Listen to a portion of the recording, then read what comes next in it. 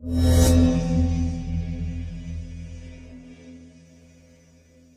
Lecture series में एक एक करके हम उन सभी दवाओं को समझेंगे जिनका उपयोग अब तक कोविड पेशेंट्स के लिए किया गया है और जिनकी आगे भी बहुत ज़रूरत पड़ने वाली है।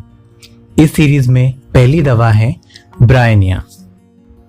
मेडिसिन सिलेक्शन के इम्पॉर्टेंट क्राइटेरिया होते हैं site of action in body, physical generals, specific particular symptoms और मेंटल स्टेट। इन्हें डिटेल में समझने के लिए केस टेकिंग वाला वीडियो ज़रूर देखें।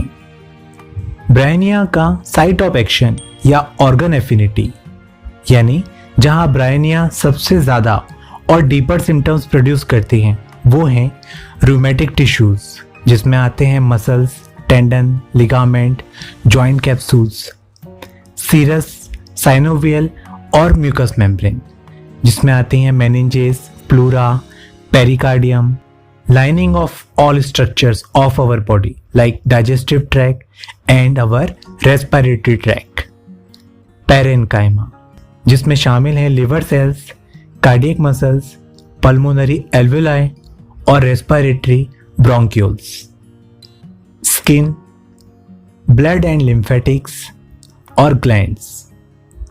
शुरू करते हैं ब्रायनिया के कैरेक्टरिस्टिक फीचर्स से और फिर कोविड-19 के सिम्टम्स में ब्रायनिया के क्या इंडिकेशन है इसे समझेंगे। पहला कैरेक्टरिस्टिक इंडिकेशन है ब्रायनिया का ऑनसेट। ब्रायनिया की कंप्लेंट्स लगभग एकोनाइट और बेलाडोना के सिमिलर दिखाई देती हैं, स्पेशली एक्यूट कंडीशन में, लेकिन इन दोनों मेडिसिन से अलग है ब्रायनिया का ऑनसेट। ब्रायनिया की कंप्लेंट्स धीरे धीरे शुरू होती हैं, सिम्टम्स एकदम से सीवियर फॉर्म नहीं लेते, हल्की डिस्टर्बेंसेस फील होते होते ज़्यादा इंटेंस स्टेट की तरफ सिम्टम्स धीरे धीरे प्रोग्रेस करते हैं, जबकि एकोनाइट और बेलाडोना के सिम्टम्स अचानक से ही इंटेंस डिग्री तक पहुंच जाते हैं। Head congestion.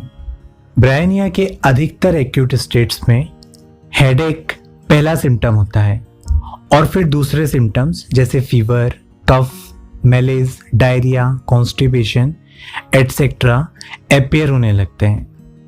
ब्रायनिया की कंप्लेंट्स सेरिब्रोस्पाइनल स्वभाव की होती हैं, यानी अक्सर ब्रेनी सिम्टम्स का इन्वॉल्वमेंट ब्रायनिया की दूसरी कंप्लेंट्स के साथ एसोसिएटेड रहता है, जैसे कि डेलिरियम। लेकिन ब्रायनिया का डेलिरियम बेलाडोना और स्ट्रेमोनियम जैसा वॉलेंट नहीं होता, बल्कि माइल्ड होता है। सेरिब्रल सिम्टम्स का इन्वॉल्वमेंट उन्हीं लोगों में ज़्यादा होता है जिनके थॉट्स और इमोशन से रिलेटेड कॉन्फ्लिक्ट्स होते हैं। ब्रायनिया के हेडेक के दौरान आईज में बहुत ज़्यादा सोरनेस और रेडनेस मिलती है। मोशन एग्रेवेट्स। ब्रायनिया के सारे सिम्टम्स में ये इसका सबसे बड़ा इंडिकेटिंग सिम्टम है, जो ब्रायनिया में मेंटल और फिजिकल दोनों लेवल में देखने को मिलता है। इसे आप आसानी से पेशेंट में ऑब्जर्व भी कर सकते हैं। जरा सी भी हरकत ब्रायनिया की तकलीफ को बढ़ा देती है। शरीर के जिस हिस्से में तकलीफ होगी उसका मूवमेंट असहनीय तकलीफ देता है। पेशेंट कोशिश करेगा एक जगह एक ही स्थिति में लेटे रहने की। अगर हेडेक है तो आंखें हिलाना, दाएं बाएं देखना भी दर्द बढ़ाता है। अगर इस दौरान उसे खांसी आती हो तो वो दोनों हाथों से अपने सिर को और अपनी छाती को सहारा देगा ताकि कम से कम मूवमेंट हो। अगर गले में दर्द है तो बोलना या पानी पीना या खाना निगलना उसके दर्द को बढ़ाएगा। खांसी है तो जितना बोलेगा, जितना मूवमेंट करेगा, बार बार उठेगा, लेटेगा, तो कफ रिफ्लेक्स बार बार आएगा। छाती में दर्द ना हो इसलिए वह छाती पर हाथ रखकर खांसेगा। किसी और हिस्से में अगर तकलीफ है तो खांसते वक्त वहां पेन होगा और मानसिक स्तर पर भी वो नहीं चाहेगा कि कोई उसे डिस्टर्ब करे। बार बार प्रश्न पूछना जिससे उसे दिमाग चलाना पड़े, रिस्पॉन्स करना पड़े। ब्रायनिया के लिए आइडियल है एक अंधेरा कमरा जहाँ किसी दूसरे इंसान की परछाई भी इधर से उधर मूवमेंट ना करती हो। इस एक सिम्टम को भी अगर ठीक से समझ लिया जाए तो कितने ही लोगों का migraine, rheumatic arthritis, pneumonia, bronchitis, cough, इन सब को आसानी से ठीक किया जा सकता है।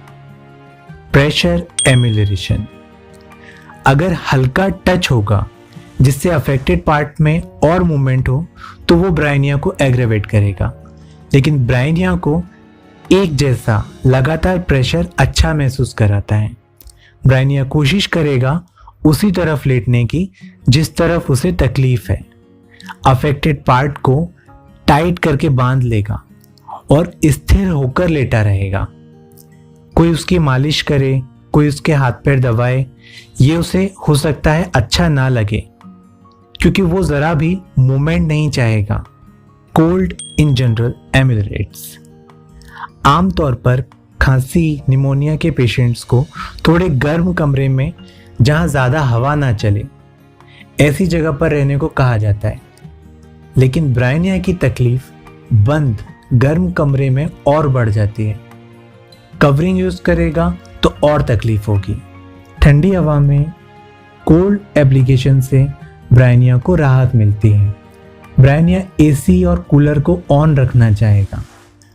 पसीना आने से भी उसकी बॉडी की कूलिंग होती है और वो भी उसे आराम देगा। जितनी देर वो खुली ठंडी हवा में बालकनी में बैठेगा उतनी देर उसे मेंटली और फिजिकली बेटर फील होगा। जैसे ही वो अंदर बंद कमरे में वापस आएगा उसकी तकलीफें बढ़ने लगेंगी, चाहे हेडेक हो या कफ हो। इसका एक्सेप्शन है ब्रायनिया की रूमेटिक कंप्लेंट्स और उसका कॉन्स्टिपेशन, जहां उसे गर्म चीज़ों से एम्यूलरेशन होता है। इनके अलावा ब्रायनिया को इन जनरल और बाकी सारे पर्टिकुलर कंप्लेंट्स में कोल्ड से ही एम्यूलरेशन होता है। ड्राइनेस, ब्रायनिया कई बार म्यूकस मेम्ब्रेन में ड्राइनेस के साथ मिलती है, जिसको पहचाना जाता है ड्राई क्रैक्ड लिप्स से, हार्ड लार्ज स्टूल से, और ब्रायनिया के एक्सपेक्टोरेशंस यानी कि उसका फ्लैग भी स्कैंटी होता है और थिक होता है। ब्रायनिया में पानी की प्यास बहुत ज़्यादा मिलती है और एक बार में पानी का अच्छा खासा अमाउंट ब्रायनिया पीता है और पानी पीने से उसकी प्यास भी बुझ जाती है। आर्सेनिक के पेशेंट के साथ इससे थोड़ा विपरीत होता है। वो कितना भी पानी पिए उसकी प्यास नहीं बुझती, इसलिए उसे बार बार थोड़ा थोड़ा पानी की प्यास बनी रहती है। डिस्पोजिशन, डिस्पोजिशन इंडिकेट करता है उसकी मेंटल स्टेट को। ब्रायनिया डिस्पोजिशन वाइज काफी सिमिलर है नक्स भूमिका के। जरा जरा सी बात पर गुस्सा आना, किसी से बात करने से चिढ़ना, आवाजों से, लाइट से, सभी से दिक्कत होना।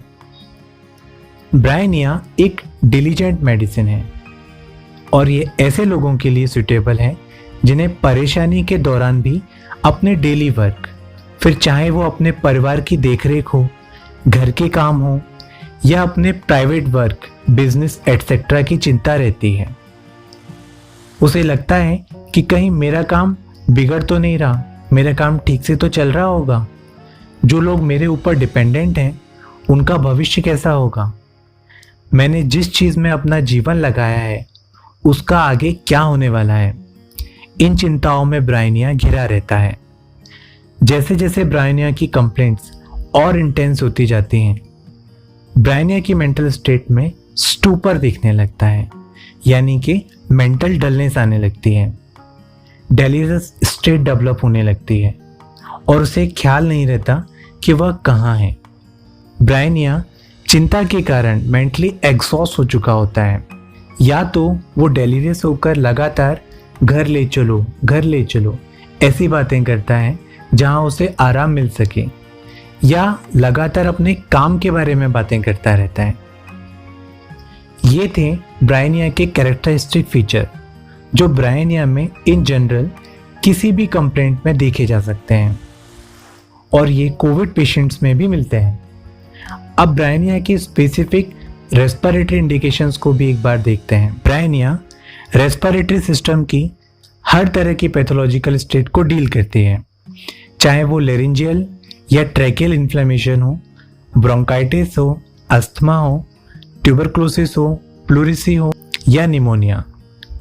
और ना सिर्फ रेस्पिरेटरी पैथोलॉजी बल्कि इन स्टेट में इन्वॉल्व होने वाले दूसरे जनरलाइज सिम्टम्स भी, जैसे फीवर, मेलेज, कैचेक्सिया, वीकनेस।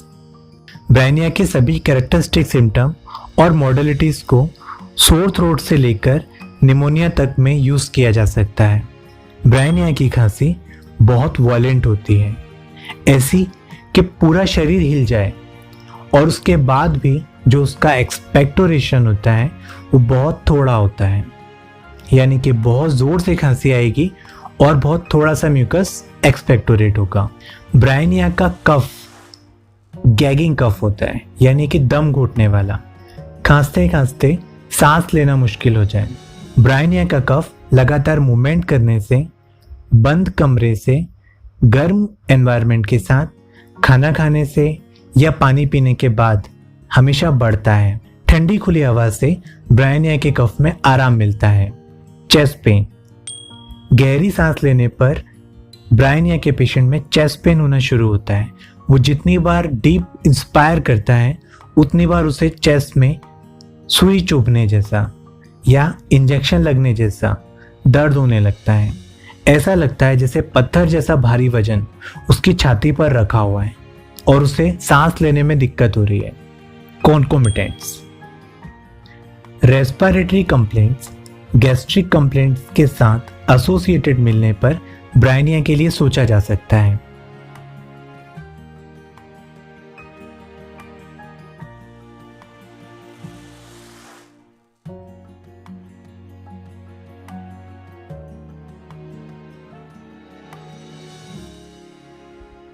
तो ब्रायनिया को हमने रेमेडी सिलेक्शन के सभी क्राइटेरियाज के साथ समझ लिया है। आशा करता हूँ ये जानकारी आपके लिए सहायक हो। ब्रायनिया के कुछ और इम्पॉर्टेंट एस्पेक्ट्स अभी बाकी हैं, जिनका use rheumatic complaints, cardiac complaint, glandular complaint और गैस्ट्रिक कंप्लेंट में किया जाता है। अगर आप उस पर भी वीडियो चाहते हैं तो कमेंट बॉक्स में ज़रूर बताइए। ये वीडियो आपको कैसा लगा और आपके क्या सजेशंस हैं, कमेंट्स में हमें ज़रूर लिखिए।